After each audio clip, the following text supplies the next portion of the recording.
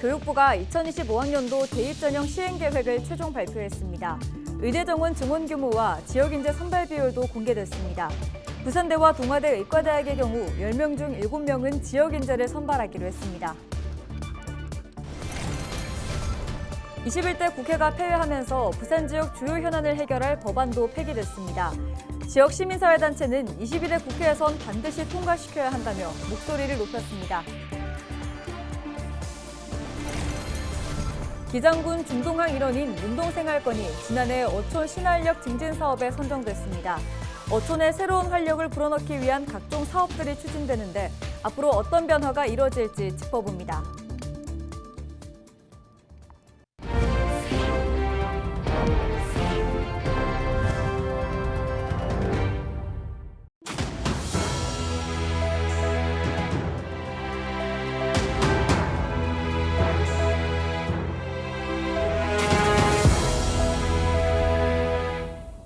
시청자 여러분 안녕하십니까?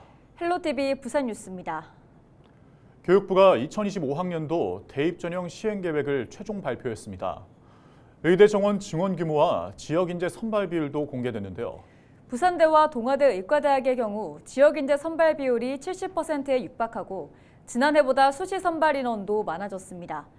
부산 지역 입시에는 어떤 영향을 미칠까요? 차선영 기자의 보도입니다. 교육부가 의대 정원을 포함한 2025학년도 대입 전형 시행 계획을 발표했습니다. 의학 전문대학원인 차의전원을 제외하고 전국 39개 의대에서 4,610명을 모집합니다. 지난해보다 1,497명이 늘어난 수치입니다. 수시 모집에서 67.6%, 정시에서 32.4% 모집하는데 지난해보다 수시 모집 비중이 4.9% 높아졌습니다. 의대가 위치한 권역에서 고등학교를 다닌 수험생이 지원 가능한 지역인재 선발 전형 규모도 결정됐습니다. 부산 지역 의대를 보면 부산대학교 의과대학은 163명 모집에 113명은 지역인재로 선발합니다.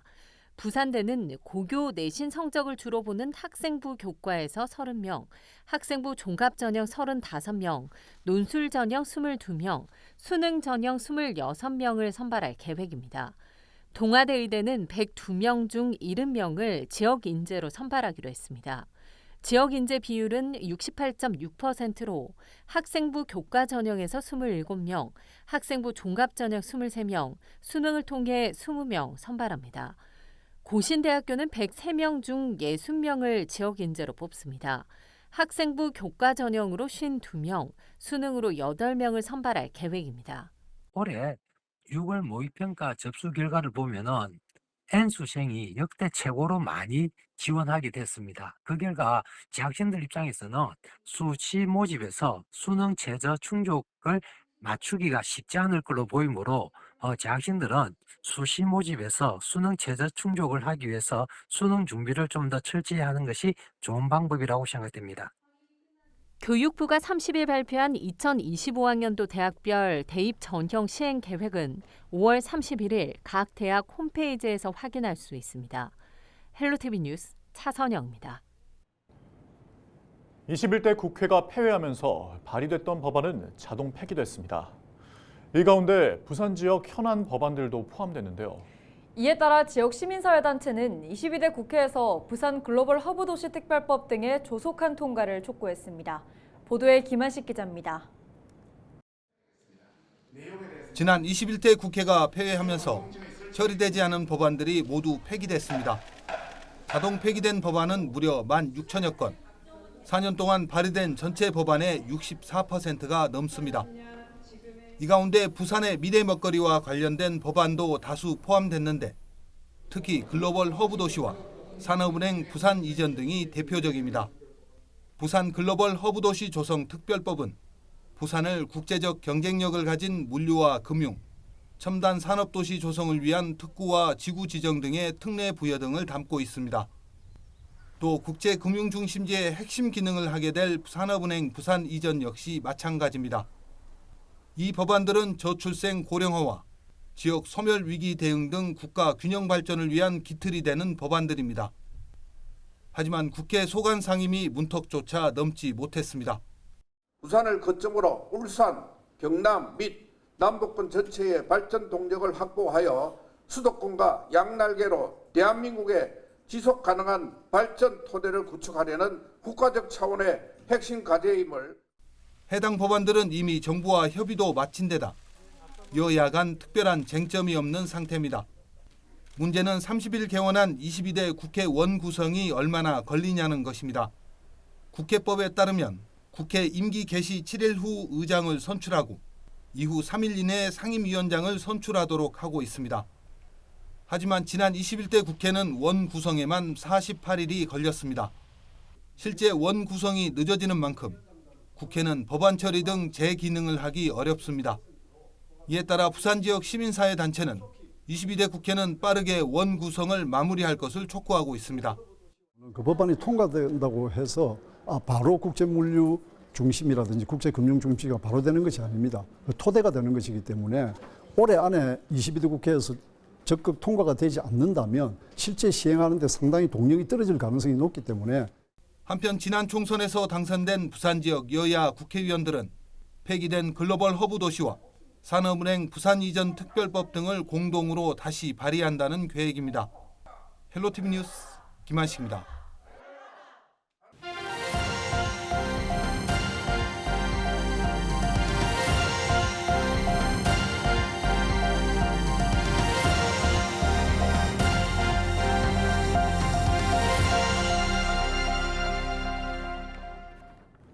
기장군 중동항 일원인 문동생활권이 지난해 어촌 신활력 증진 사업에 선정됐습니다. 어촌에 새로운 활력을 불어넣기 위한 각종 사업들이 추진되는데요. 2년 차에 접어든 현재 사업이 어디까지 왔는지, 앞으로 어떤 변화가 이루어질지 짚어봅니다. 안수민 기자입니다. 기장군 중동항 일대 문동과 문중마을은 주민 319세대가 살고 있는 어촌입니다.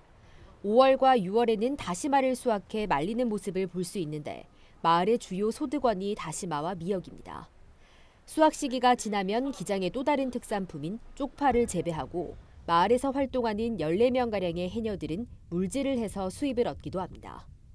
문제는 고령화입니다. 이 지역의 노인 인구 비율은 41.9%. 마을 주민 2명 중 1명이 노인이다 보니 소멸 위험도 큽니다. 그러다 보니 일할 사람도 줄고 어업 생산량도 10년 전과 비교해 약 10%가량 감소한 것으로 나타났습니다. 주민들이 마을의 변화를 바라는 이유입니다. 지금은 이제 저희 마을에도 지금은 이제 다 고령화 사회가 되고 있습니다.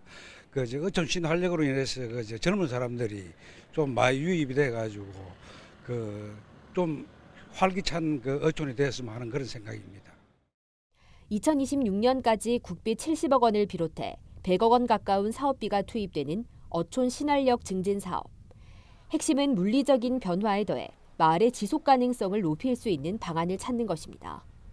지난해에는 사업 추진의 주축이 되는 앵커 조직이 꾸려졌고 사업의 가장 핵심이 될 기본계획 수립이 시작돼 올해 중 완성될 예정입니다.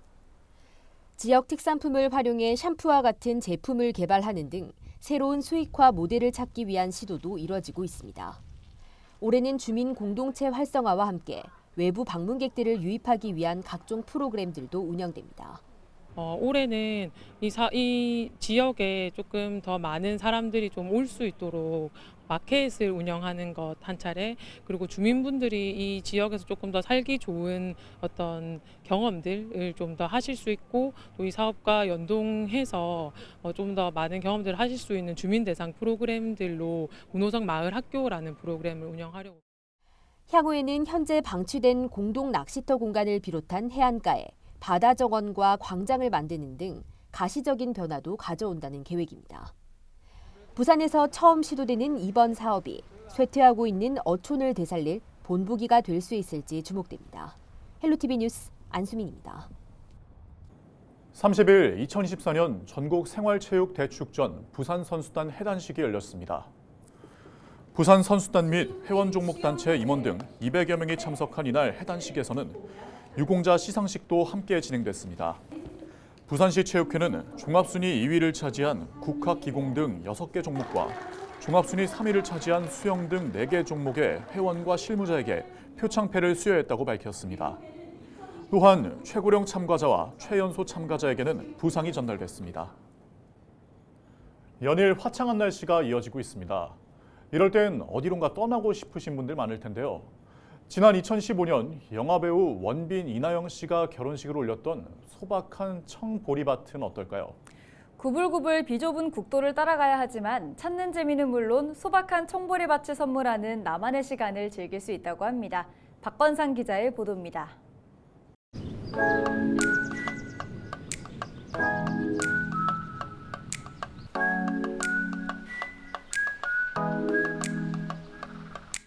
초록빛 바다가 넘실댑니다. 파란 하늘에 기암절벽이 둘러싼 청보리밭. 이곳은 지난 2015년 배우 원빈과 이나영 씨의 결혼식이 열렸던 곳입니다. 예능 프로그램인 삼시세끼 촬영 장소로도 유명한 정선 덕우리 마을의 청보리밭은 지금이 절정입니다. 앞으로는 맑고 깨끗한 계곡이 흐르고 뒤에는 절벽산이 있는 이곳 덕우리 마을에는 5월과 6월 사이 매년 이렇게 청보리밭이 조성되고 있습니다. 국민고향 정선을 방문하는 여행객이라면 절대 놓치지 말아야 하는 숨겨진 관광지 중 한 곳인 덕우리 청보리밭. 많은 사람들이 찾고 있진 않지만 일부 입소문을 듣고 찾아온 관광객들은 생각했던 것보다 아름다운 청보리밭의 절경에 빠져듭니다. 바람에 흔들리는 모습이 지금 햇살하고 너무 예쁜 것 같아요. 너무 자연스럽고 오늘 날씨랑 바람이랑 자연이랑 하늘이랑 구름이랑 너무 한상이네요. 네. 청보리밭 처음 보러 왔는데 되게 지금 날씨랑 색깔이랑 어울려서 이뻐요. 되게 이뻐요. 바람 부니까 더 살랑살랑한 게 이쁜 것 같아요. 깎아지는 듯한 절벽산과 하늘은 그야말로 작품입니다. 또 청보리밭 끝자락에는 천천히 굽이치는 강물도 있습니다. 작은 물고기들이 여유있게 헤엄치는 모습은 덤으로 즐길 수 있습니다. 정선군에서는 관광객들을 위해 청보리밭길에 야자 매트를 깔고 곳곳에서 인생사진을 남길 수 있도록 공간도 마련했습니다. 지난해에는 청보리밭에서 예비부부와 가족을 대상으로 사진 촬영 이벤트를 진행하기도 했습니다. 올해는 청보리밭을 배경으로 찍은 인증샷을 SNS에 남긴 참여자에게 즉석 카메라와 기프티콘을 증정하는 작지만 행복한 이벤트도 마련했습니다. 정선 덕우리 청보리밭은 조용하게 오롯이 나만의 시간을 선물하고 있습니다. 헬로티비 뉴스 박건상입니다. 방탄소년단 지민이 경남 지역 어려운 학생들을 위한 장학금 1억 원을 쾌척했습니다. 30일 오전 경상남도 교육청에서 지민의 아버지와 박종훈 경남도 교육감 등이 참석한 기탁식이 비공개로 열렸습니다.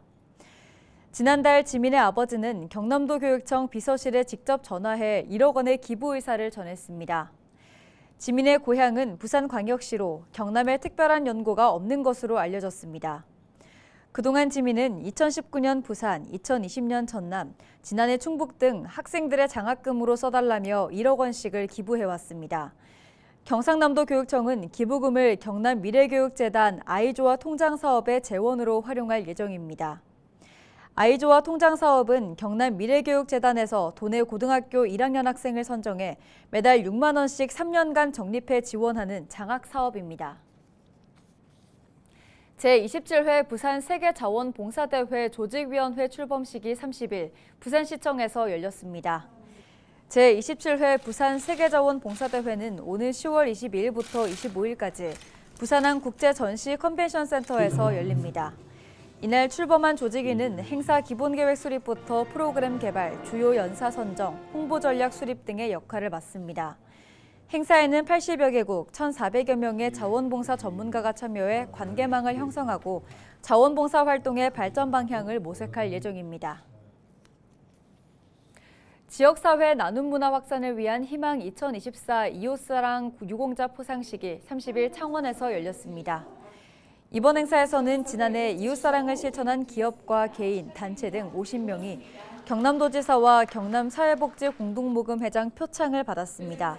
또 2024 나눔 캠페인 최우수 시군에 사천과 고성이, 우수 시군에는 창원과 밀양, 합천, 하동이 선정돼 표창을 받았습니다. 이상으로 뉴스를 마칩니다. 함께해 주신 여러분 고맙습니다.